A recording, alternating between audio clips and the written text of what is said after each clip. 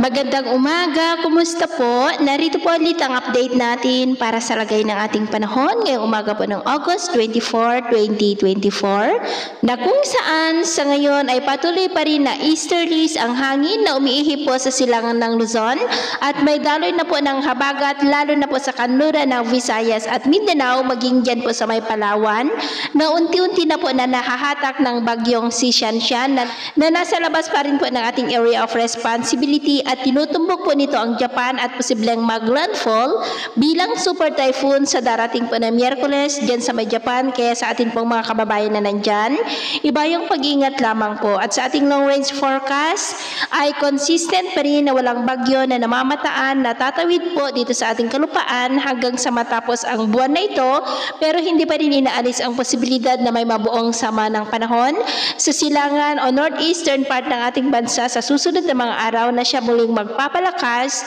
ng habagat. At sa lagay ng ating panahon, ngayong madaling araw ay maayos ang panahon sa malaking bahagi ng ating bansa pero may tsansa pa rin ng mga isolated rains sa ilang bahagi ng Legazpi, Masbate, ilang bahagi ng Iloilo, Cadiz, Cabancalan,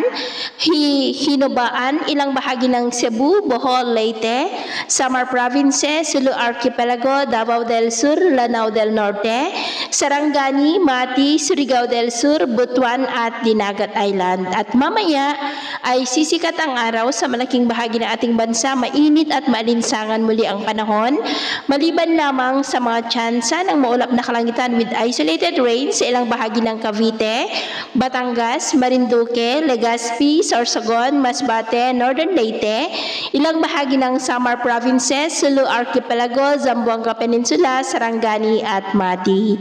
At mamayang hapon, mas maraming lugar muli ang makakaranas ng mas maulap na kalangitan with isolated light to heavy rains. Kaya kung lalabas tayo sa ating mga tahanan, ay ibalin po natin lagi ang magdala ng kahit anong panangga natin sa init ng araw at proteksyon na rin po sa mga biglaang buhos ng ulan.